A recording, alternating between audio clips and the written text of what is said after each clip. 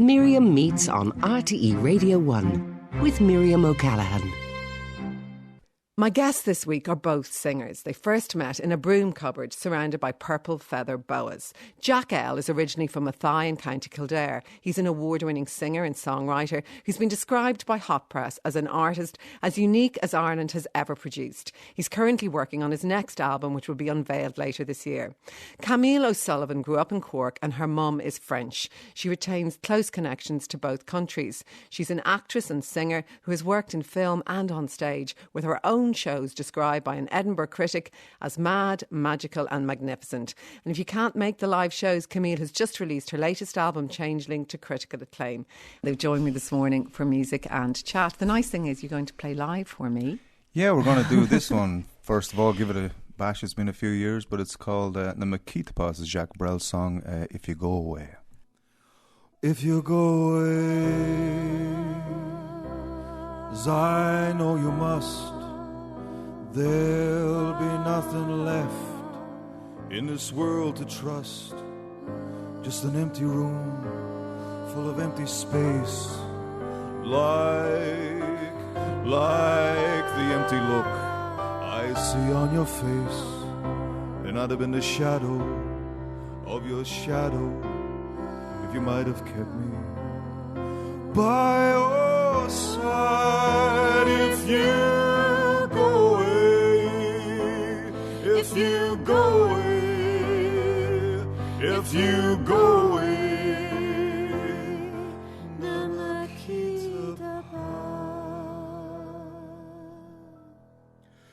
if you go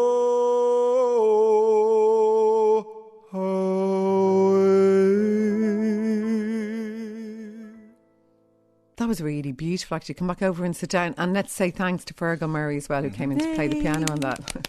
And we'll be here with the next music we're going to play as well. So where did you both first meet, Camille? I think it was in the Da Club, now sadly defunct and gone. It was an amazing little venue for performers. And I was doing a show, Jacques Brel is Alive and Well, living in Paris, while I was a student in architecture. And I came across this incredible guy on stage, full of passion and, you know, drama. And I think it was a changing of us in a broom cupboard. As you said, he was in purple outfit with a feather boa. You were.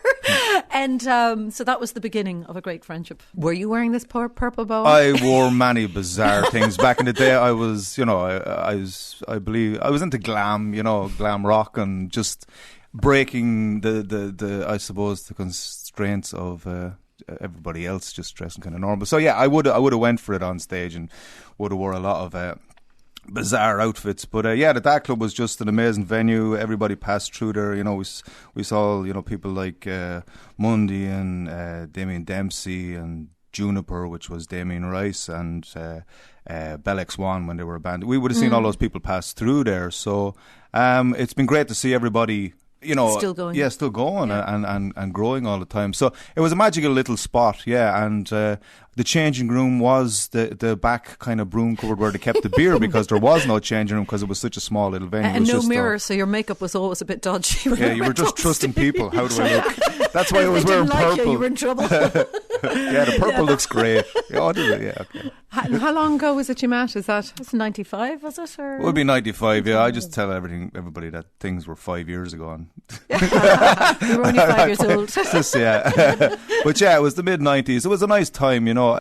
Dublin still, I mean, it still had that bohemian kind of feel. Like Temple Bar was still a bohemian place rather than a drinking den. It's sad that they don't have venues like that now, because it was a place, like when you consider other places like London, New York, it's very difficult to break ground as an individual artist. But Dublin was small enough to have this incredible little place that only seated around 60 or 70 people, and the likes of ourselves, or Agnes Burnell, you know, beautiful performer, that you could go there. There doesn't seem to be, other than maybe Bewley's, there doesn't seem to be a place like that. Of that, yeah, now, of that kind of, and it was all types of music went through. It wasn't just rock and it wasn't just singer-songwriters. A bit of comedy. It was a lot of theatre kind of stuff as well. And you had the different generations, Agnes Burnell, and then, you know, people coming up as well. You both, that first song you did, Jacques Brel, obviously influenced. Why do you both love him so much?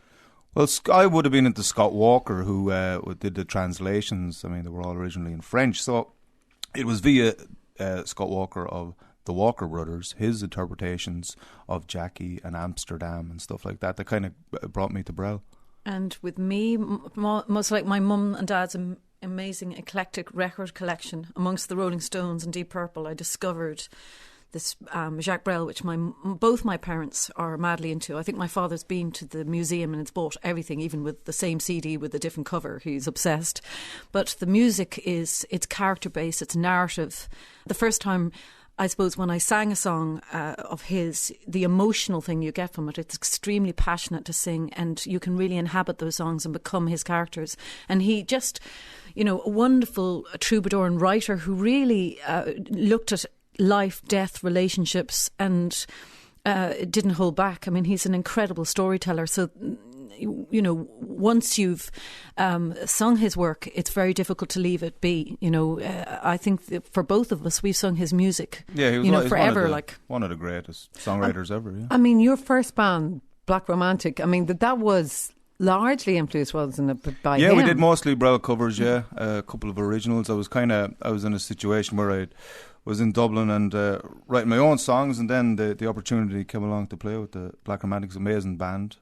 It kind of grew from there. We went from playing the Dark Club to going to the Olympian places like that. And then I wanted to go back and do my own original stuff. So, but it was a great learning curve, Early on. And it was nice because when you met him as a trio, you'd always wanted to perform on the stage of the Olympia, for instance. Yeah, well, I mean, it was a funny thing because I actually was Jack's manager when I still don't have a manager at this day, but I was asking his advice going, what should you do? And he says, well, where would you like to be? Where would you like? And it's a very good advice he gave me that I've always used. Decide where you want to be 2 or 3 years down the line and work backwards. So he said, what would your dream be? And I said, hardly likely, but the Olympia. And he looked at me going, well, okay, so you'd have to get on the late and you'd have to do this. And I went, okay. And now that was my own show I was talking about, and it took about 4 years before my own show got there. But very kindly, Jack and I had crossed paths again, and we were discovering that musically we were really into the same music, and we got on very well as friends too. And it was just an amazing gesture on his behalf to say, do you want to come and sing with me on stage and do a few dates around the country? So I was petrified, but it was really, I still remember it really touched me, and the whole thing was, I mean, what was quite funny, we did in a Makita pad that night, but the fire alarm went off, somebody went for a smoke, it was the most quiet moment of the whole piece. It was just I can't explain, but when you're a performer, the chances. I mean, recently you told me about some people, the Darling Sins, to come on stage and perform with me on stage in Cork, and it was their first time at the Cork Opera House, and the way they were describing it reminded me the time I went with him. And you're trembling being on a stage that size, and now it's normal, but at that stage, for someone to offer you the chance, and that's been kind of the relationship was really great in the way, like, oh, Camille, why don't you try these songs, or do you want to come and sing? So it was an absolute kind of step up, and then you could go, oh, this is possibly.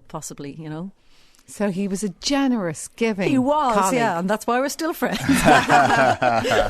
Give us another break. But listen, when the fire alarm went off, did people start to leave? Yeah, we were doing. I was like, I'm not that bad. We were doing, I think it was 2 nights, and the second night, the first night went fine, then the second night we're in, and it's such a poignant kind of, there's a lot of silence in the song too. Next thing, beep, beep, beep, beep. Yeah. And people were getting up and leaving, grabbing their bags, but we kept going. I have this thing where you just keep going no matter what. Yeah. Which is kind of nice in shows too, isn't it? When the mad stuff happens. Yeah, and then it comes back together again, and the alarm goes off. But yeah, it was very funny. But it was very Irish, everybody just sits there. The fire alarm's gone off. Let's listen to them singing. No one moves. Yeah. But you come from very different parts of Ireland. Where you're from, Athy, aren't you? Just outside Athy, yeah. There's a family business that's been there. A garage. My great grandfather started it many moons ago, and that's originally where I come from. Yeah, called Lockmans. Lockmans, yeah. Lukeman's we pronounce it. I have no. I don't know. I mean, accents changed within 3 miles, and somehow Lockman became Lukeman. So I changed the spelling of my name to Lukeman, so that it's people said it to me, though I was used to hearing it. So did you ever have a go at your hand at being a mechanic in the garage? Yeah, well, I left school relatively early. How early? Wow, I was 15 or 16. It wasn't working out. I mean, I was for the birds in some respect. You know, I wasn't great at studying or anything. I've always been obsessed with music, and I was always getting sent home, and I was always in some kind of bother, wouldn't wear the uniform, all that kind of stuff. So, you know, the thing was, you would work in the garage during summer holidays. So the summer holidays came and I worked in the garage, and then everybody went back to school and nobody said anything, and I didn't say anything either. So I always said to people that I'm still on summer holidays and nobody's noticed. So I went on to study, serve my time as a mechanic for a few years, but I didn't finish it. A friend rang me up and said, I'm going to Europe to work in some factories and travel around, and I said, yeah, let's go. And that was it.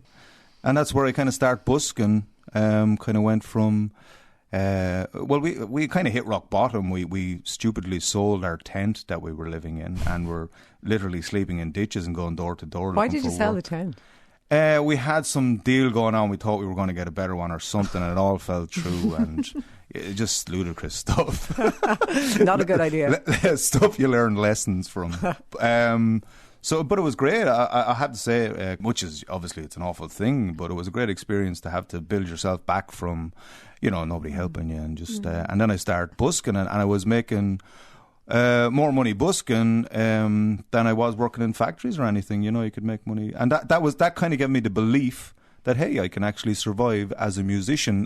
Most people who want to become musicians, they're kind of stuck in a thing where they don't want to, break the security of a job, or but you kind of have to just to find out. And so that was kind of a quantum leap in some respect. But there was music in your house. Like your dad, I've been told, wasn't he is a great singer? Yeah, my dad's a great singer. My grandmother played the accordion.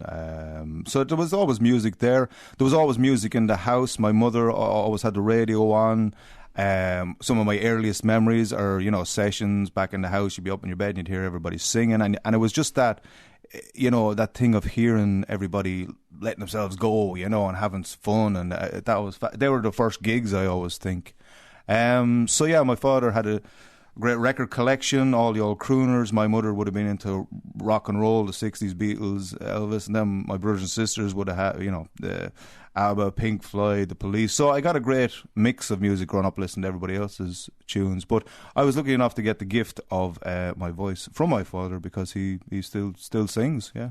Is he called Daddy L, did you say? Yeah, his name was Sean Lockman, but yeah, we like to refer to him as Daddy L. But wasn't it your maternal grandfather was influential as well, wasn't he? Yeah, my mother's father, Jack Keogh, where I got the Jack from, he was a bus driver in Dublin, and he drove ambulances, and he was always involved in the motor trade as well. But he always wrote poetry and was always drawing, and just had an artistic streak. So I would have had that too. I was pretty good at drawing and stuff, and he would have shown me how to draw. And I always think that, yeah, I got that kind of, because from an early teenage age, before I thought there were songs, I was always writing really sad teenage poetry. Are you still writing sad? That's all I'm doing, and I'm still on holidays.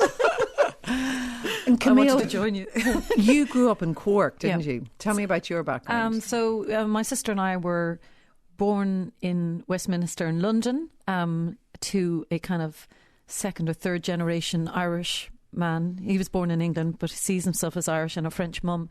And for the first year or two, we were brought up in Kent, and then my father decided, he had been driving Formula 2 at that stage, and decided to give that up. We had no family in Ireland at that stage because they'd all emigrated, but he thought as an upbringing for children, it was more innocent and more kind of friendly for us. So we moved to Cork, to Passage West, and I thank him for it. I mean, I love England too, but I'm so happy that I come from Cork City and was raised there. So it was a very kind of unusual, slightly isolated kind of upbringing because there was no relatives and we were kind of blow-ins. So there was a lot of time spent in the big living room overlooking the river, playing the same kind of music probably Jack had been growing up to, the Beatles and, you know, a bit of Tchaikovsky and Rolling Stones and stuff. And we just had a very happy childhood kind of, my sister and I. We used to do performances in the front living room, type out our little, you know, I don't know, Swan Lake. I was like, we were every 20 characters in each and then take tickets at the door. So they knew that. My mum said, oh no, this one's definitely going to end up doing drama. But would they not have spotted that you have a beautiful voice? No. I don't know. They definitely said, looking back, they said the signs were all there. And my dad said something very sweet recently. He said, how did I know? He said, I feel sorry that maybe I guided you into a career to be an architect because I knew you had that ability and as an artist. And he said, how did I know when you were 4 or 5 and you were performing like that? He said, I didn't know that really was something in your child's, you know, that you kept on returning to for all the time. And he was kind of apologising, but I said, no, it's cool because all those things came okay in the end. In a way, it was better to come to it a bit later when I was more secure as a woman too, you know. Yeah, and actually I want to explore more of that in a moment, but I'm going to take the next piece of music because I'm conscious you're both going to play live for me, so that's very tempting. And the next piece, because you write a lot, most of your material actually you write that you sing, Jack, as well as interpreting other people.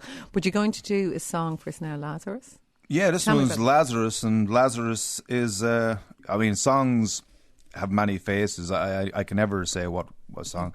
You know, it's a love song. It's about never-ending love. It's a resilience within yourself. But I always joke that it's also... I joke with audiences, and people believe it, that Viagra offered me a lot of money to use it in an ad. So that's the joke side of it, but it's a love song. And you're writing an album at the moment, aren't you? Yeah, I'm just in the process of trying to get something finished for around the Christmas period. So... it's gone really well. I've got a lot of songs. It's been a while since I released an album of original songs, so you're just trying to refine the thing, and you know, you're going to be gigging it for a while, so you got to be sure about what you got. Do you find it hard or easy to write songs? Find it very easy to write songs, but songs, as any songwriter will explain, is like mining for gold. You know, you take lots of sand up, but every now and then a little one sparkles or has something that others don't, and you just have to write a lot of them before, you know, you have a bunch of some gold, basically. A gold rush. Well, look, I've heard you rehearsing this earlier. It's a beautiful song. You go over now, you're going to play Lazarus. It's a miracle I've risen from the grave. I have seen the light yet. I have been saved. I was lost, I was sinning. I'd given up on love, but you changed my life, my little wonder. True. Oh, yeah. That's a beautiful song. You have an amazing voice. Singing has always been cathartic and spiritual, and it's just good for you. If you know, and it's been I have to say a pleasure, because I've always been able to sing since I was a kid. I was a boy soprano, and then when my voice broke, there was I used to be funny in school because in music class we'd be singing and my voice broke. It was really low. Everybody used to laugh at how low it was, you know. So I stopped singing it for a while because I thought, you know, I couldn't sing. But it was a little bit of an ugly duckling thing where after a while I discovered that, it was actually a good thing. It was just that my voice broke kind of early. So that's probably a bit stressful though, is it, when you think you can sing and then you think you lose it? Yeah, I suppose it was in some respect. But it was more stressful, I suppose, was sounding like you're 50 when you were 14. Yeah, because you have a real deep voice. And Camille, it's interesting, you obviously did architecture, did you, when you left school? So what precipitated you deciding to leave architecture to go into music full time? The love of performing or becoming a singer or an actress was there. I had a lot of fear of doing it, and then I think what unlocked it was I had a car accident, which was pretty bad, where I had to, I took a year kind of learning how to walk again, use my hands. So I had a lot of time on my hands. So things became very evident and very immediate what was important in my life. And I'd never known that before. Tell me about the car accident. How old were you and when? Where did it happen? Oh, God, it was, I don't know, about 25, 26. And it was in Kill, on kind of where the motorway junction was, by myself. It was raining and there was 3 kind of traffic lights. So it is a place where a lot of car accidents happen. And I was in a little car. I saw one light go amber, and then I noticed the other light was green, and then one was going amber, and I tried to brake. I didn't know anything about pumping the brakes that my dad, the driver, was telling me about. And so the car went into the traffic light. I mean, I was very vulnerable after that, but I was also very aware that I suddenly realised, oh God, if the world was revolving around you all those years as a teenager in your 20s, it's all about you. And then I suddenly realised you're actually not that important. This is how quickly you could be gone. So just get on with it.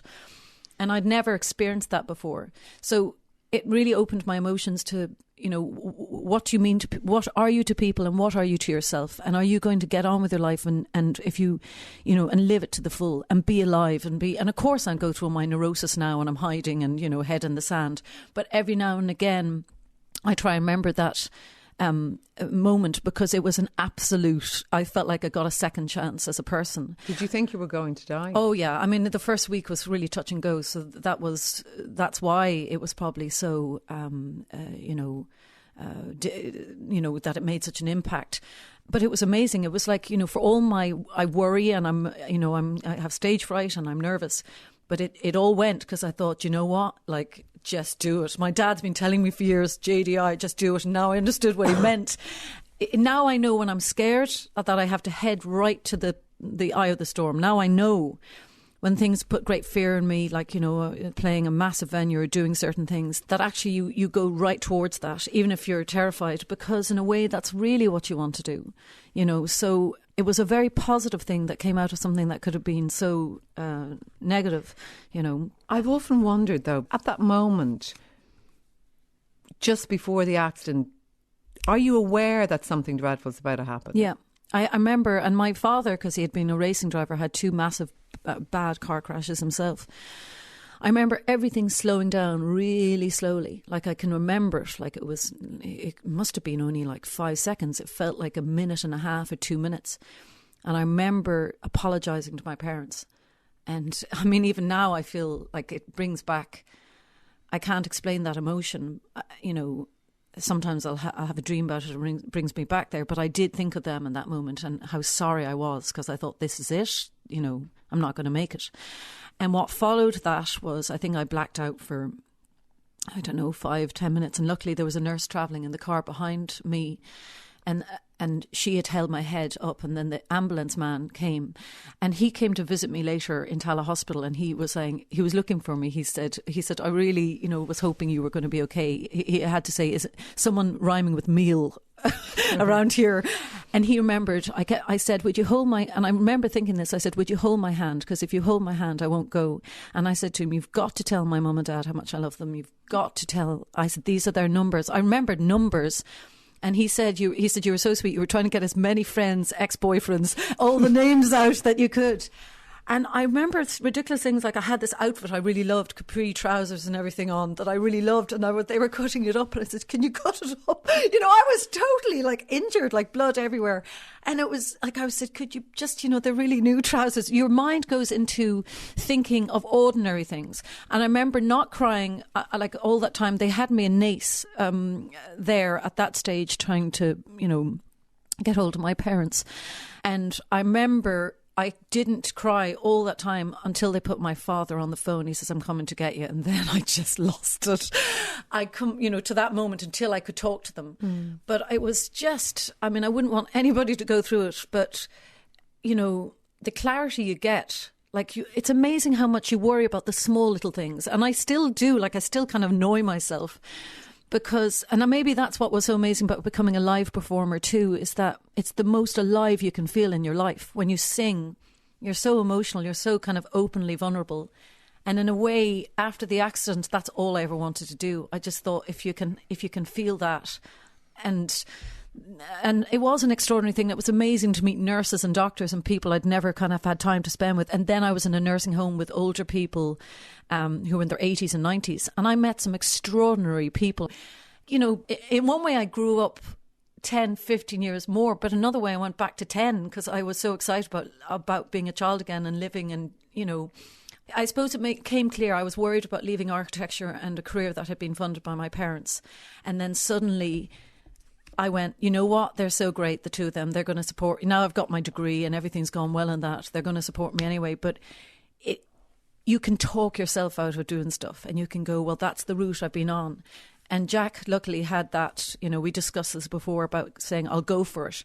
So he already had that confidence, but I had to kind of have something massive to go, you know, I'm going to go for this. Like, I like that you compared performing to a car crash. Well, it's not in a car crash, but in the sense that I do sometimes wonder why... Time seems to slow down sometimes when you're on stage. It does. Yeah, I mean, it's a different... I think it's weird, like you can sort your whole life out. You can have...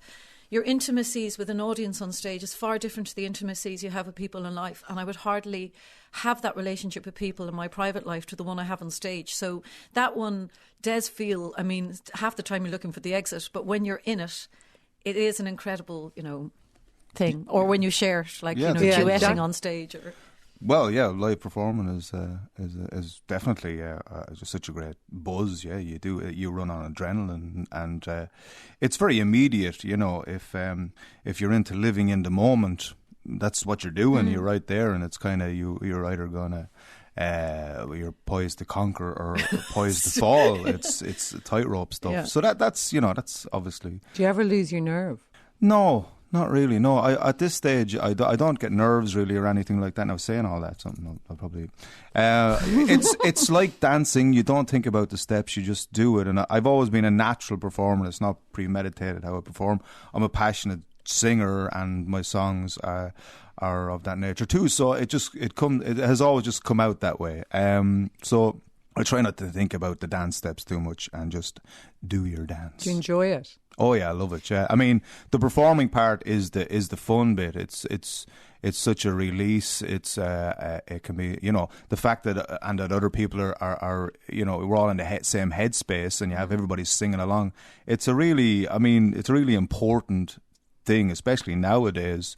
When we're all have our heads stuck in screens, and, you know, everybody's in their own little worlds. It's great to get people together, singing together, and on the same kind of emotional wavelength. It's very and that's important. what's lovely too about, I mean, over these years of performing, you get like when you're all alone on the stage, which is a wonderful thing. There's something so great about the dynamic of like say when we did the National Concert Hall and you were doing your gig there and I just came on. I was watching from the sides and I felt so proud. I was like, look at him go. And then I realised I had to go and I was like, oh my God. But it was brilliant. You become like a little animal. You rise to the occasion. When you're, you know, when you see somebody else who's performing at that, when you're stepping on and they've been holding a gig for the last hour, you can't come on meekly. You've kind of come on like a tiger. And we have a laugh like on stage, and the people have always said that, you know, like there's definitely going to be a dance or some kind of rose might be thrown over between teeth or something. So there's fun involved, or you know, a poignant song or kind of madness. And you're going to sing a Nick Cave song for us now, the ship song. Yeah, the ship song. Right, you go over and sing that, and Fergal Murray's going to come back and play with us.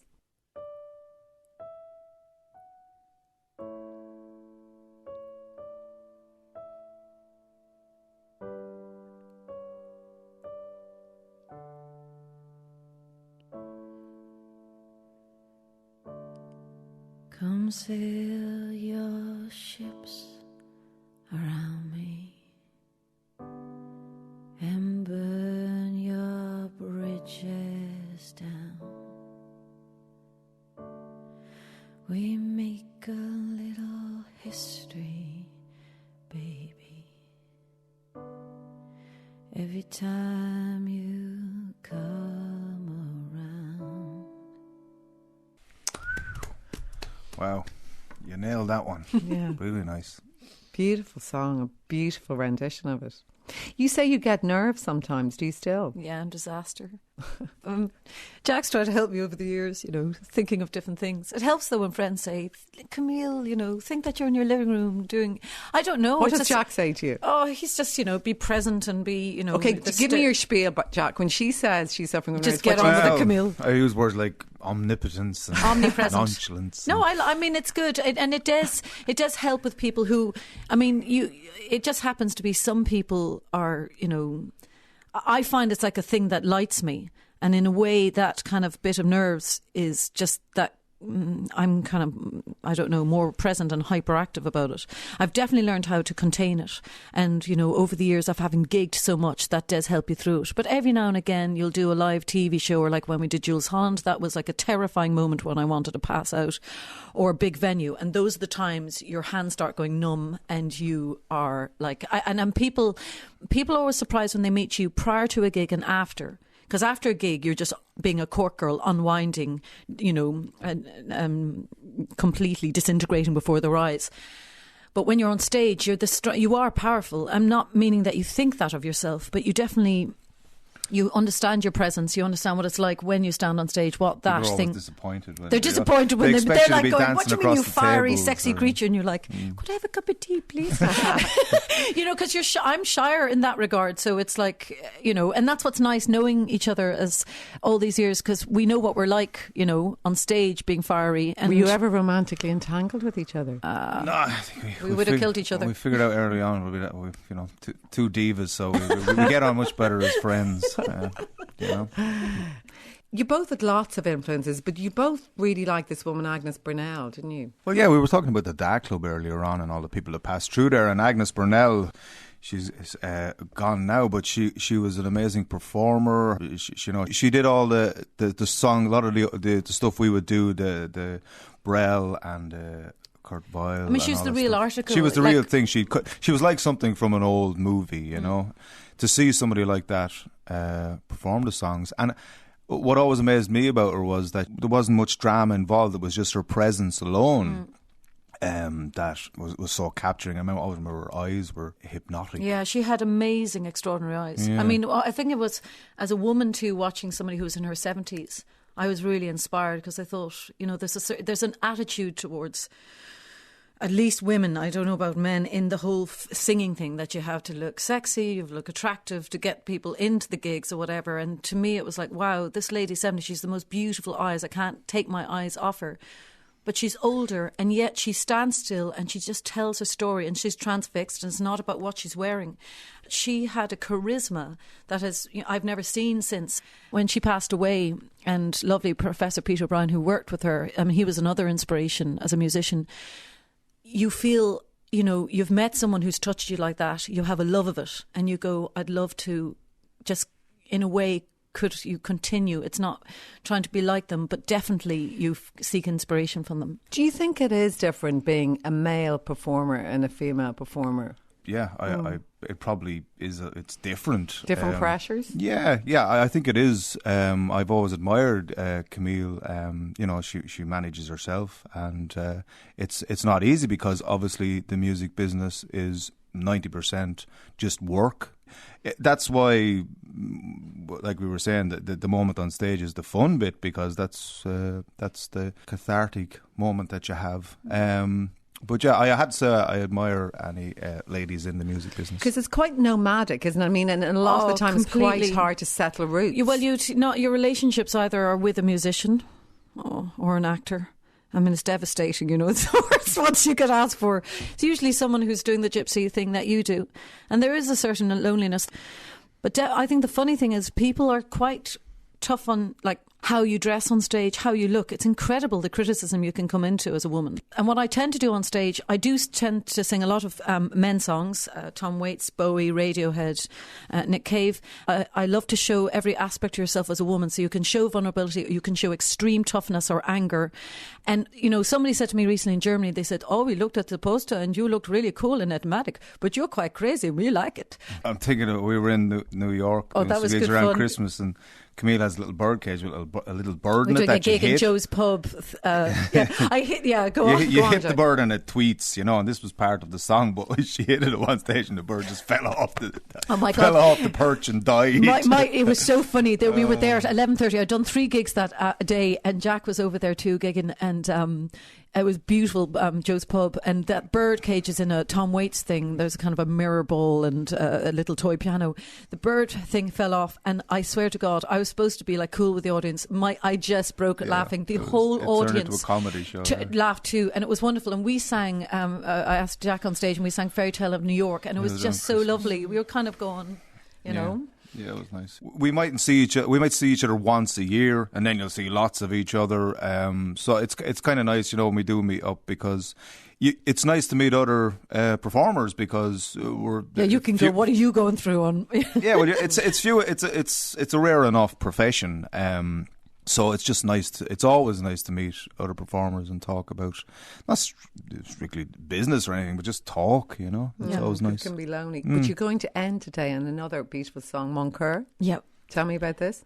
I was told a story about an old French couple who used to call each other Mon Coeur, and I always thought it was beautifully romantic.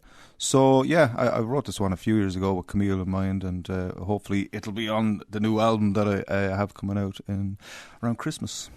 And that's what you're working on mainly now, isn't it? That's head down at the moment. I mean, the writing is very hermetic and very I just need to go away from everything and switch off everything and just get it done. It's it reminds me of school, which, as I was saying earlier on, I was never much good at studying, but the act of sitting down with a thought in your head that suddenly becomes a song that you bring to an audience that sing it back to you you can't buy that stuff, And Camille, your latest album, Changing, got very well reviewed. Yeah, I'm really happy. So we spent a lot of time and money working on that. So we're going to be touring the UK and doing the Royal Festival Hall. And then after that, I do Edinburgh International Festival with The Rape of Lucrece with Fergal Murray, where we both wrote the music for that. And I'm acting solo and singing in it. And that's going to tour all over internationally, so that's an exciting time, At least I know I've got work for the next time. Well, it's been my real pleasure to have you both as my guests today. Thanks for coming in, and thanks for playing live. You're going to go over and get ready now to sing Mon Coeur. Thank you. I know, Jack, I'm looking forward to your new album, and on Sunday nights on RTÉ Radio 1, of course, currently there's High Fidelity, which is the history of the modern song with Julie Feeney. Yeah, it's on at 11 on Sunday nights. Great, very interesting. Anybody into music, it's fascinating. It's a lovely programme. Yeah. And Camille, I'm already and have enjoyed your album Changeling. So my thanks today on sound to Noel Roberts, to my producer Eileen Heron. Thank you all very much for listening. I'll be here at the same time next Sunday. Until then, let's go out listening to the great Jack Earl and Camille O'Sullivan singing Mon Coeur. All these years, All these years, all these years. Miriam meets on RTE Radio 1 with Miriam O'Callaghan.